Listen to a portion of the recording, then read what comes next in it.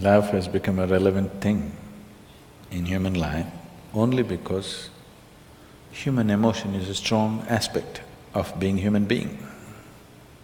In human life, emotion is a very powerful thing. Even in this day and age, though people think they're very intellectual, even today, their emotions are the strongest aspect. Yes or no? It's the most intense aspect of their life. They claim they're intellectual, but their intellect is never so intense, but their emotions are intense. Maybe not love, maybe not compassion, but maybe anger, maybe irritation. These are all emotions. So emotion is a very important aspect of being human. Now, we're only talking about what type of emotion do you want to have? Now, do you have a mind? Do you have a mind? Yes. Would you want it to be sharp or dull? Huh? Why? It works better that way, isn't it? Similarly, if you have emotions, do you want to have sweet emotions or bitter emotions?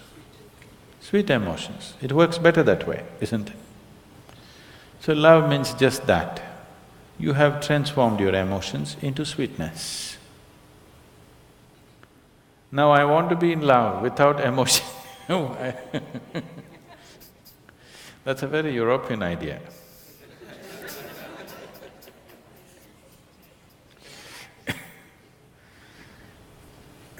Love is an emotion. It is the sweetness of your emotion which we are referring to as love. If the same emotion becomes bitter, we call it hate. Usually it is the people whom you love that you hate, isn't it? Some time ago you loved them, now you hate them. You don't hate that man who's just walking on the street, isn't it? Some love should have happened and now the coin fell another way and now it's become hate. Yes? So it's just the same coin. If it falls this way, it becomes love, if it falls that way, it becomes hatred. Don't think they're too far away.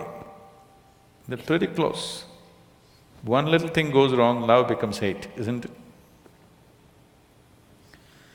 So, how to be in love without emotion? Love is an emotion. Now the choice is only, do you want your emotions to be sweet, pleasant or unpleasant emotions? That's your choice. It's an obvious choice, isn't it? But most people are keeping their emotions bitter most of the time. Bitterness need not necessarily mean they're in active hatred. They're in irritation, they're in agitation. They're in some kind of… fear is also an emotion, anxiety is an emotion. It is in some level of unpleasantness. If you make your emotions very pleasant, then life will be very pleasant. Even today, most people experience as a moment of love, as the most profound experience of their life. It is not. But they experience it that way because that is the most intense thing they have touched. What that is the deepest dimension of life they have touched is a moment of love. So they raise it to heaven. People are transporting it to heaven. People are talking about divine love. You do not know whether God loves or not. Human beings are capable of love if they're willing. Dog is capable of love. When human beings fail you, you get yourself a dog. If you get a dog, 12-year guaranteed love affair. Yes? Do not underestimate this. You get yourself a dog, every day you come home, what a welcome you get, ah. Your wife, she's no good. One day she's one way, your children, they're not interested whether you come home or go. But your dog, every day, what an excited welcome he gives you. Nobody's capable of this, isn't it? Every day, without fail, he'll never show disinterest in you. is such a boost for you. You know? Dog is love, for sure. Maybe it's just a spelling mistake. You know, typos can happen.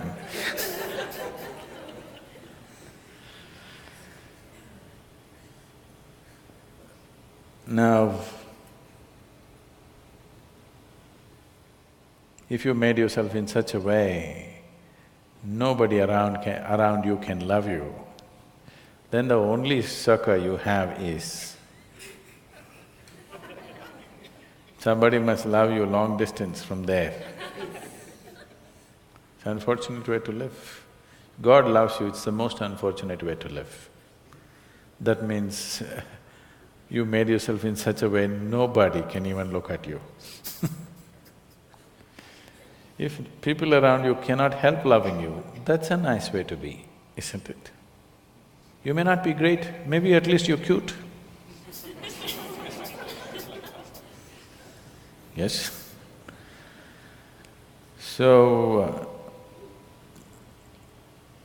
in yoga, we don't look at anything as love, hate, happiness, misery, we don't look at it that way. We just look at it this way. Do you want to be pleasant or unpleasant? If you become pleasant in your body, we call it health. If you become very pleasant, we call it pleasure. If your mind becomes pleasant, we call it peace. If it becomes very pleasant, we call it joy. If your emotions become pleasant, we call it love. If it becomes very pleasant, we call it compassion. If your very life energies become pleasant, we call this bliss. If it becomes very pleasant, we call it ecstasy. If your surroundings become pleasant, we call it success.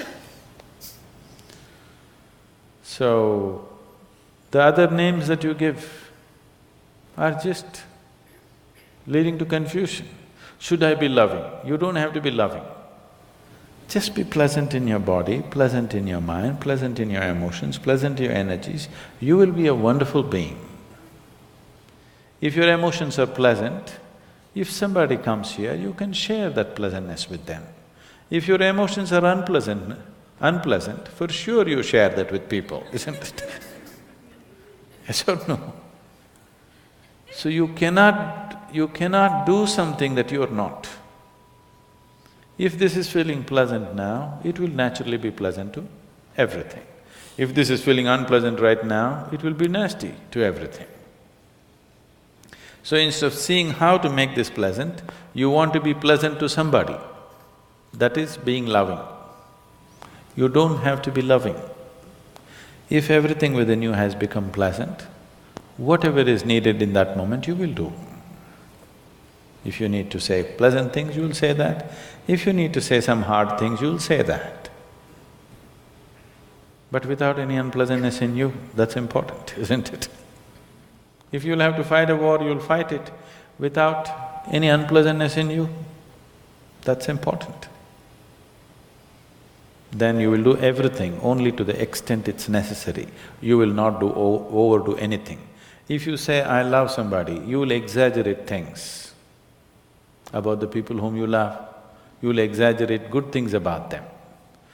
If you say, I hate somebody, you will exaggerate bad things about them. You'll never see anything the way it is. People go blind with things that they love, isn't it? They have no sense, they lose all their sense. If they hate also, they'll lose sense. If you like, you will lose sense. If you dislike, you will lose sense. The doorway of life is in being equanimous, that you're able to see everything just the way it is. Now you are pleasant to somebody not because somebody is nice. You're pleasant to somebody because you are pleasant, that's all. This is more guaranteed. It's a more guaranteed love affair, isn't it? You're being pleasant to somebody because you're pleasant. If I'm being pleasant to you because you are nice, tomorrow if you're not so nice, something else will happen, isn't it? If you mortgage your pleasantness to something outside of you being pleasant or unpleasant is only by chance. Keeping this one pleasant is your business. If this one is pleasant, with whatever it interacts, it will generate pleasantness. Now you have not managed to make this pleasant, you're trying to be pleasant to somebody. And that is subject to so many things. If you have to be pleasant, they have to be fixed the way you want them. And that's not possible. Nobody can be fixed the way you want them. You're not able to do that even with one person, isn't it? You cannot even fix one person the way you want them, forget about the whole world. The more you try this, the more bitterness and unpleasantness will happen. That is why in the so-called most intimate relationships, maximum amount of unpleasantness happens. So this is because you're trying to do something that you're not. You're trying to be loving when you're not pleasant. When you're feeling bitter, you try to be loving and see it'll destroy you, isn't it? Yes or no? You tried all these things, isn't it? It's destructive. When you're feeling pleasant, it is effortless. So, you just have to look at why is it you being pleasant or unpleasant is mortgaged to external situations. If everybody around me is unpleasant, how can I be pleasant? Especially if everybody around you is unpleasant, it's all the more important that you're pleasant, isn't it? Yes or no? If everybody around you is in a mess, is it not all the more important that you're pleasant? If everybody around you is unhealthy, is it not very important that at least you're healthy, even if you want to take care of them? Is there any logic to everybody is unhealthy, so let me also get sick? What is the logic behind this? So if people around you are unpleasant, it becomes even more important that you're pleasant.